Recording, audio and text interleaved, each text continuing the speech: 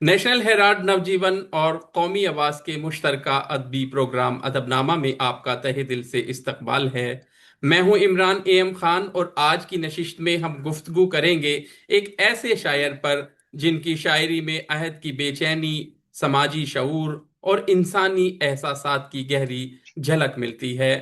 ان کی غزل میں شہر کی فضا بھی بولتی ہے اور انسان کے باطن کی آواز بھی سنائی دیتی ہے۔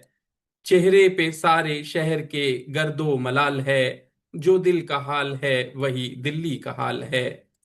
دیکھو گے تو ہر موڑ پہ مل جائیں گی لاشیں، دیکھو گے تو ہر موڑ پہ مل جائیں گی لاشیں، ڈھونڈو گے تو اس شہر میں قاتل نہ ملے گا۔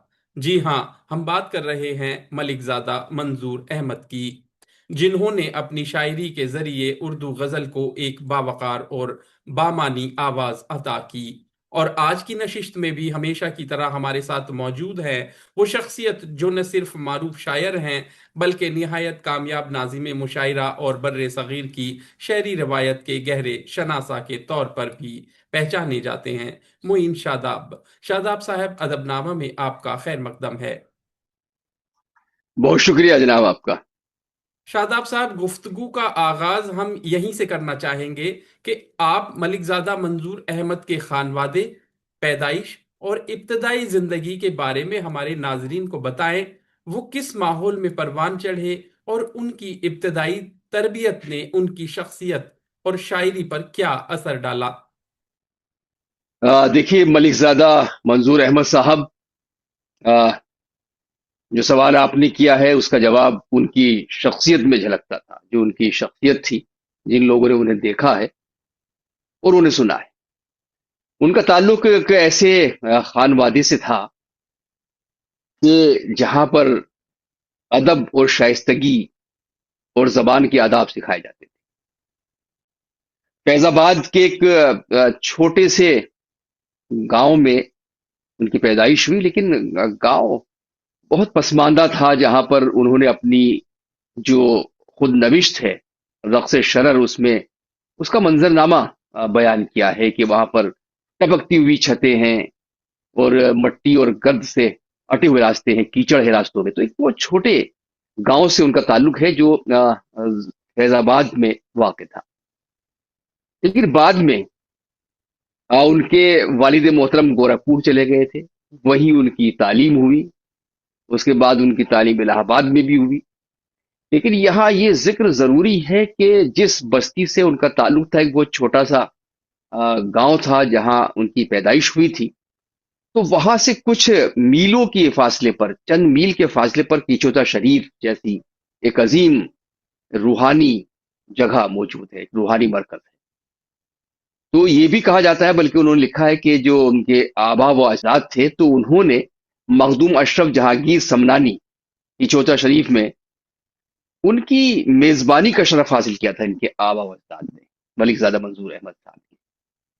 تو یہ ان کے خاندانی پس منظر کا ایک بڑا نمایاں پہلو ہے۔ بہرحال جب انہوں نے آنکھیں کھولی تو گھر میں تعلیم کا ماحول تھا، علم کا ماحول تھا، مذہبی ماحول تھا، مذہبی خانوادے سے ان کا تعلق تھا۔ ان کے ننھیال اور ددھیال میں بہت سے عالم اور فاضل موجود تھے۔ تو انہوں نے جب بچپن جس ماحول میں گزارا، وہاں مثنوی گلزار نسیم کی آوازیں ان کے کانوں میں پڑ رہی تھی، مثنوی سحر البیان سنائی جا رہی تھی۔ تو یہ ان کی شخصیت میں یہ تمام چیزیں کہیں نہ کہیں شامل ہو رہی تھی۔ ان کا جو ننھیال تھا وہ ٹانڈا میں تھا۔ ان کی والدہ محترمہ خود ایک بہت ہی پڑھی لکھی خاتون تھی، بہت سے ان کے اندر اوصاف تھے، وہ بھی اثر ان کی شخصیت پر تھا۔ تو ایک طرح سے اس تمام ماحول کا اثر ان کی شخصیت پر پڑا۔ اور پھر جب وہ گورکھپور گئے تو انہوں نے اسلامیہ کالج میں ان کا داخلہ ہوا، تو وہاں ابھی ایک ادبی مرکز تھا، وہاں مشاعرے ہوا کرتے تھے، اور ان کا ذکر بھی کیا ہے ملک زادہ منظور احمد صاحب نے کہ وہیں سے ان کے اندر جو ہے ایک شعری فضا پیدا ہوتی ہے۔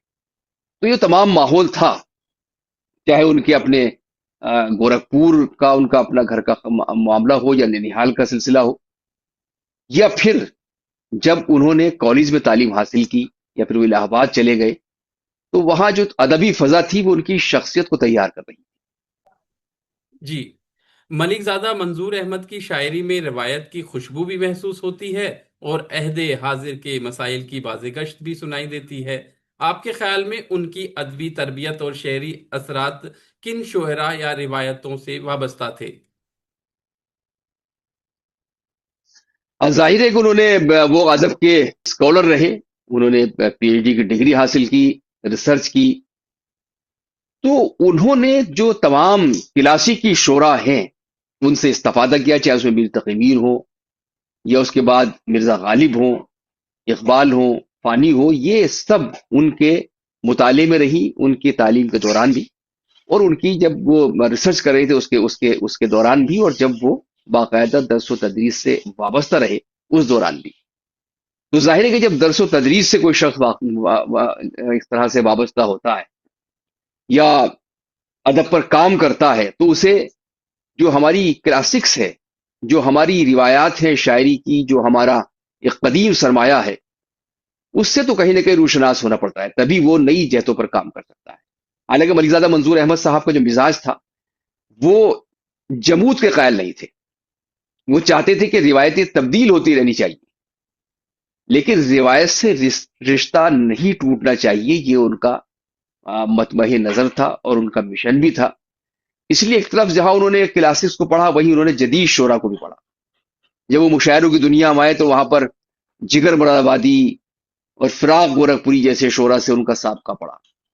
تو اس طرح سے ان روایت اور جو اس کے بعد نئی شاعری آ رہی تھی، غزل میں نئے تجربات ہو رہے تھے، اس کی آمیزش سے ان کی ذہنی پرورش ہوتی ہے، اور ان کا جو ایک ادبی اور ذہنی شعور ہے اس کا خمیر تیار ہوتا ہے۔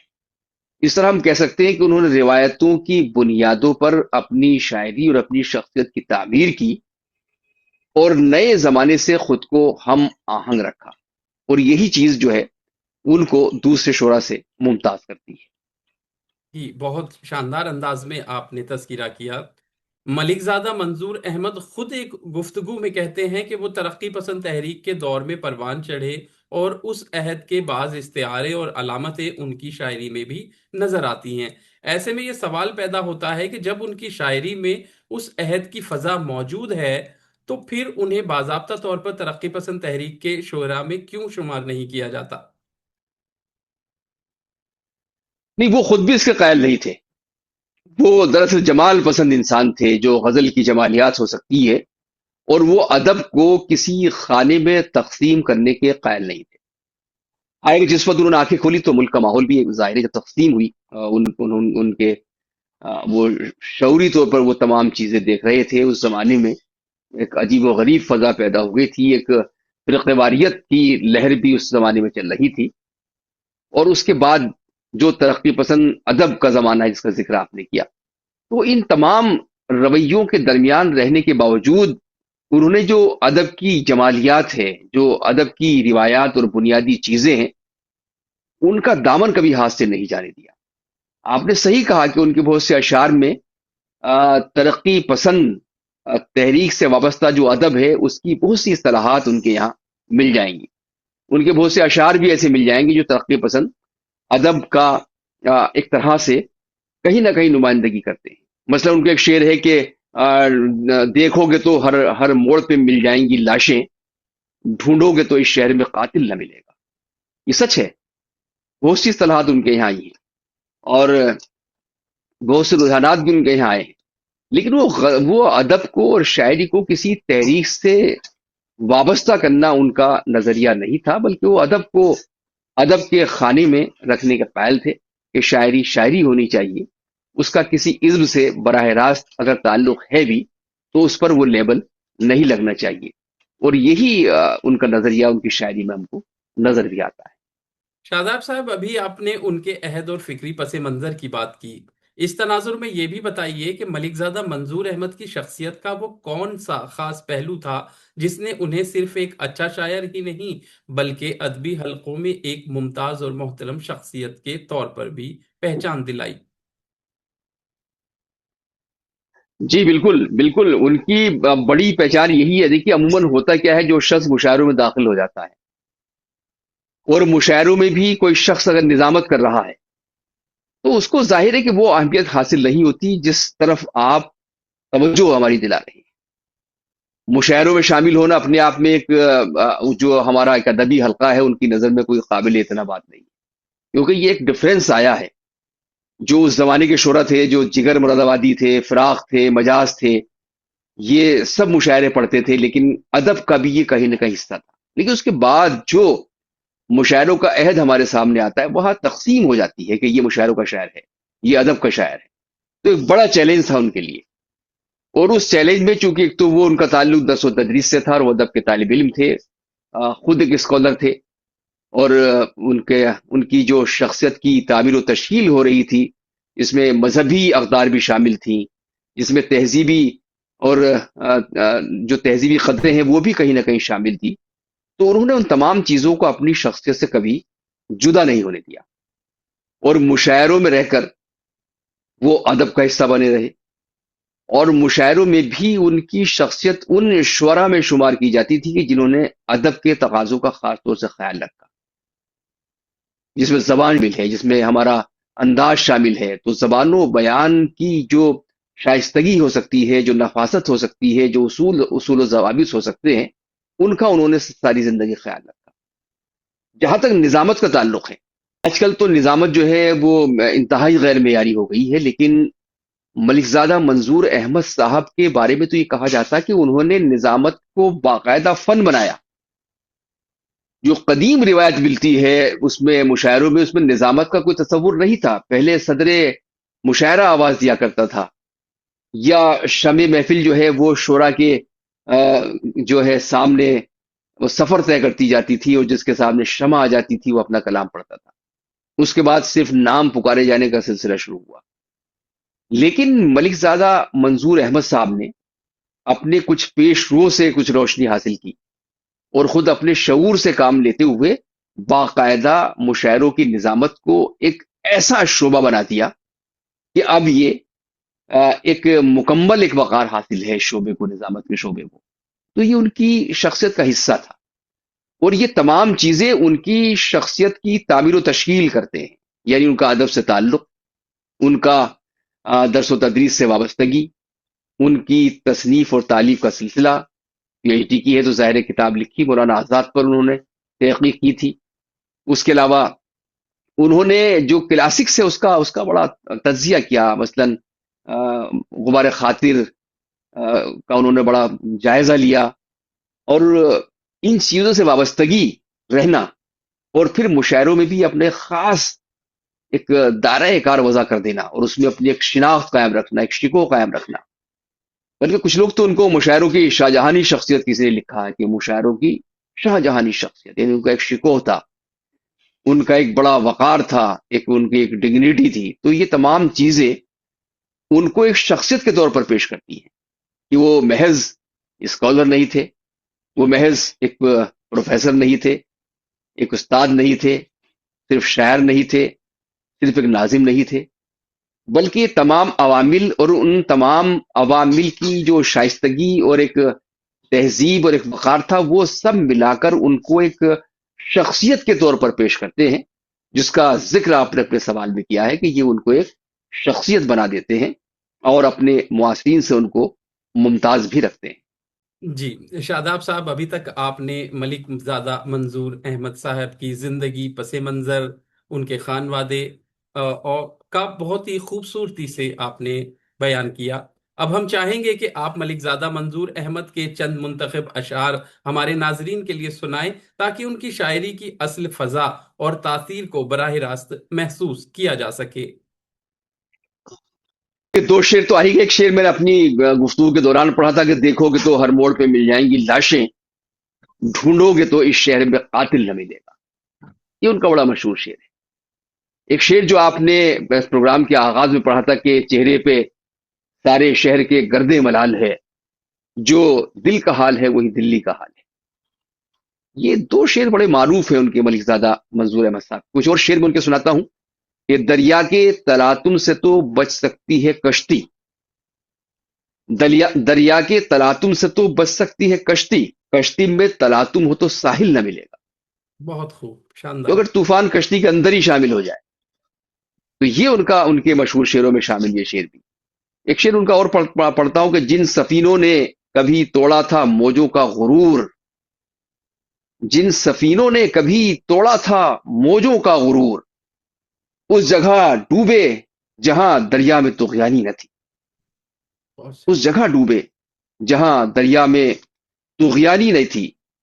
اسی شعر سے ملتا جلتا ایک شعر ان کا اور سناتا ہوں کہ انہیں ٹھہرے سمندر نے ڈبویا، انہیں ٹھہرے سمندر نے ڈبویا، جنہیں طوفان کا اندازہ بہت تھا، جنہیں طوفان کا اندازہ بہت تھا۔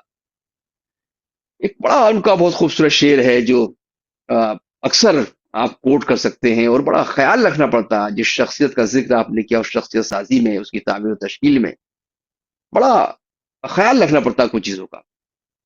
ملک زادہ منظور احمد صاحب کہتے ہیں کہ رسم تعظیم نہ رسوا ہو جائے، رسم تعظیم نہ رسوا ہو جائے، اتنا مت جھکیے کہ سجدہ ہو جائے، بہت شاندار. اتنا مت جھکیے کہ سجدہ ہو جائے۔ تو یہ ایک شخصیت کا وقار جھلک رہا ہے اس شعر میں، اور ایک درس بھی ہے، ایک سبق بھی ہے۔ ایک شعر پڑھتا ہوں، عجیب درد کا رشتہ ہے ساری دنیا میں، عجیب درد کا رشتہ ہے ساری دنیا میں، کہیں ہو جلتا مکان اپنا گھر لگے ہے مجھے، کہیں ہو جلتا مکان اپنا گھر لگے ہے مجھے۔